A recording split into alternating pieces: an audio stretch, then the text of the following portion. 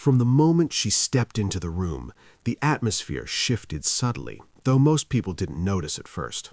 She carried a simple folder of papers, nothing flashy, nothing that screamed authority or importance. The casual scoffs started almost immediately. A few murmurs drifted across the room, comments about her quiet demeanor or just some clerk, and eyes followed her with that familiar mix of condescension and curiosity. She was underestimated in a way that only those who have faced bias before can sense immediately. People thought they had her figured out, quiet, unassuming, harmless. They assumed that the papers she carried were trivial, bureaucratic, or irrelevant. They assumed she was just another person passing through, someone with no real influence or weight in the situation. What they didn't realize was that underestimating her was their first mistake. The way she held herself, subtle, composed, almost invisible, masked a lifetime of discipline, skill, and achievement. Every step she took had precision, though it appeared casual. Her posture, her calm expression, even the way she adjusted the papers in her hands, all carried the weight of someone who had been trained to move with purpose. Yet the casual observer would only see a woman walking with papers. They scoffed because it was easier than thinking she might be anything more than she appeared. It was a defense mechanism, really, a way to assert superiority without real knowledge. They laughed softly, exchanged glances, and whispered behind hands, certain of their assumptions. And she let them. She didn't argue. She didn't try to prove herself in the moment. Instead, she walked through the room, letting the weight of their judgment settle around her like a cloud. They were comfortable in their ignorance, and she used it to her advantage. There's power in being underestimated because it allows you to operate without the scrutiny that often comes with expectation. They didn't notice the small details, the careful alignment of her papers, the subtle steadiness in her hands, the quiet authority in her eyes, because their minds were already made up. They didn't see her as a person capable of commanding respect, leading, or making decisions that mattered. Their scoffs, their whispers, and their eye rolls were all proof of how blind judgment can be.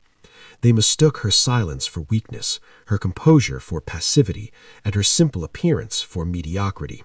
They were wrong, and the moment they realized it would be a shock, though they had no idea it was coming.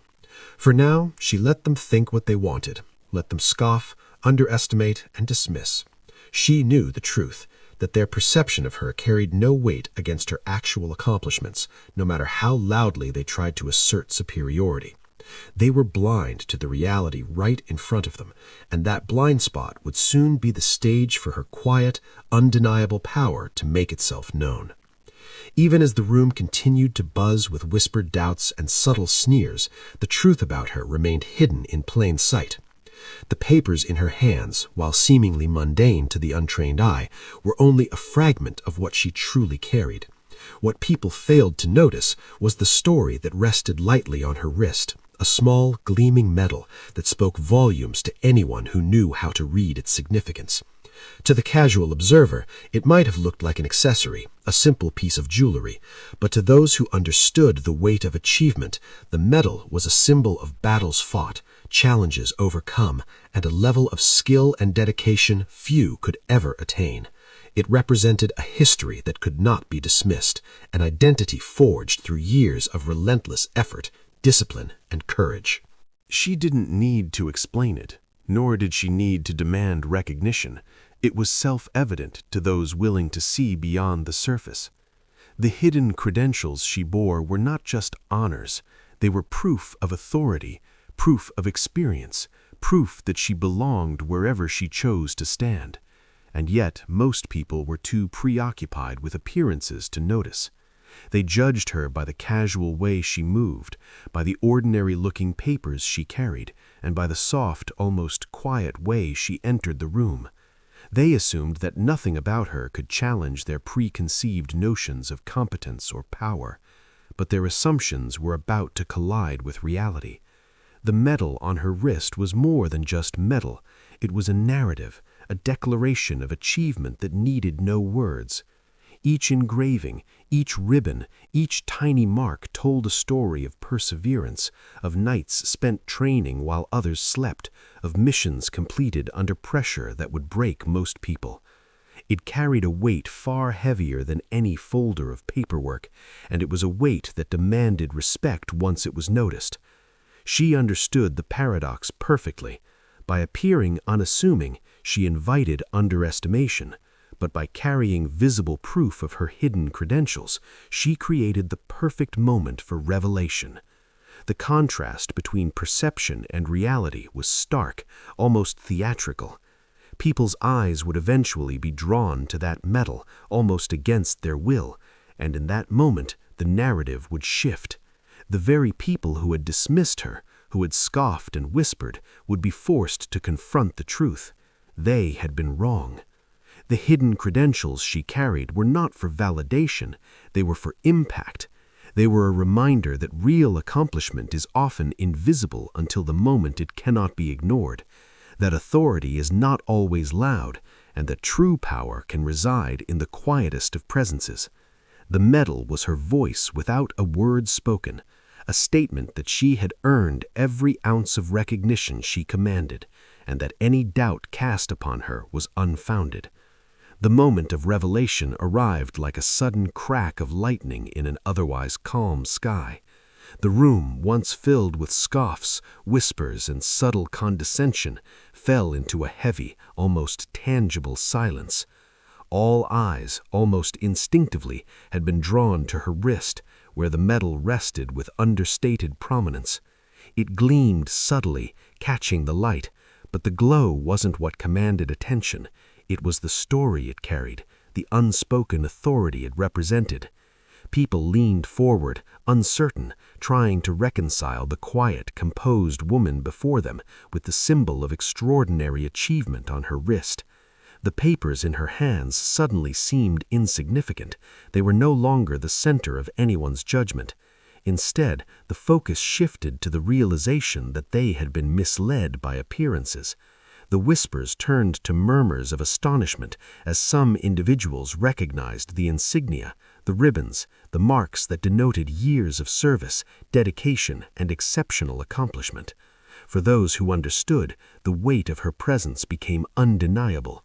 It wasn't just a medal, it was a history, a testament, a declaration that she had achieved what few could even imagine. The air was thick with the sudden understanding that they had judged someone capable of far more than they had assumed. The reaction was instantaneous and visceral. Eyes widened, jaws tightened, and a few gasped audibly. The scoffs that had flowed so freely moments ago were replaced by stunned silence, a mixture of respect, awe, and perhaps a touch of embarrassment. They had underestimated her so completely that the shift in perception felt almost disorienting. It was as if the room itself had paused to adjust to the reality that had been hiding in plain sight. For her, the moment was not about revenge or proving superiority. It was about the undeniable truth asserting itself. She had moved through their judgments quietly, letting them carry their misconceptions, knowing that the revelation would carry more weight than any argument or defense she could offer. When the recognition finally settled over the room, it was transformative. People who had doubted her now looked upon her with a mix of admiration and humility. There was no room left for condescension, no space for casual dismissal. The moment crystallized the lesson she embodied, that accomplishment, discipline, and courage cannot be measured by appearances alone, and that respect, when earned, commands attention even in the most unlikely settings. She had become, in an instant, the undeniable center of the room, not through force or words, but through the quiet authority carried in the history of her medal. In that revelation, they saw her for who she truly was, and the contrast between perception and reality could not have been more stark. Where moments before there had been sneers, eye rolls, and dismissive whispers, now there was a palpable tension, a mixture of awe, respect, and reluctant acknowledgement. The very people who had scoffed at her had to confront a truth they had ignored. They were in the presence of someone extraordinary. The power of her medal, the symbol of her accomplishments, was undeniable. It demanded recognition, and it commanded it without a single word spoken. In that instant, the dynamics in the room changed completely. The casual hierarchy, built on assumptions and appearances, collapsed under the weight of reality. Those who had believed themselves superior by virtue of position, age, or perceived experience were forced to reassess their stance. Their previous judgments, so confidently expressed, now seemed shallow, even foolish. They could no longer rely on dismissive glances or quiet mockery to assert dominance. Respect, they realized, was not a given, it was earned, and she had earned it countless times over. What made the moment even striking was the contrast between how she had been treated and how she was now regarded. The room had underestimated her quietly, almost collectively, and yet the recognition of her mettle instantly flipped the entire social dynamic. Eyes that had been skeptical now looked at her with deference. Voices that had murmured derision now lowered in tone, almost instinctively, in acknowledgement of her presence. It was a silent testament to the authority that experience and accomplishment carry, particularly when they have been underestimated. Even the most skeptical individuals could not ignore the message her mettle conveyed. It spoke of resilience, skill, and courage, qualities that no amount of casual judgment could diminish. The respect she commanded was immediate and unassailable, a reflection of what she had earned through years of dedication, rather than what she appeared to possess in that single moment. The room, once casual and dismissive, became a space where her presence dominated, not through intimidation or assertion, but through quiet, undeniable authority. She didn't need to announce her achievements, defend her position, or correct their assumptions. The recognition had arisen naturally, almost inevitably, once the truth became visible. In that instant, she illustrated a universal lesson. True respect is drawn to accomplishment and integrity, and it cannot be forced or feigned. Those who had doubted her learned the power of humility, and the room as a whole was transformed by the simple act of acknowledgement. From that moment on, her voice, her opinions, and her presence carried weight that had been invisible until the revelation, but now was impossible to ignore. The room had learned, sometimes painfully, that respect, once earned, is absolute, and that underestimation is often the most dangerous mistake one can make. In the aftermath of the revelation, there was a quiet yet powerful shift not just in the room, but in the atmosphere surrounding her. The empowerment she felt was subtle but undeniable, a deep, steady confidence rooted in the knowledge of her own achievements and the recognition they commanded.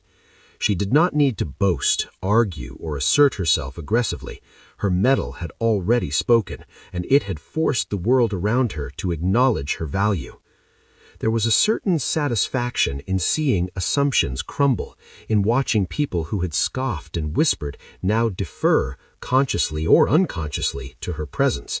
But more than satisfaction, there was a profound sense of empowerment. She understood that her worth had never depended on others' recognition. It had always been inherent, forged through years of discipline, sacrifice, and unwavering commitment. That realization, so vividly reinforced in that moment, was liberating. She moved through the room with the same quiet grace, yet now with the added weight of authority that others could not ignore.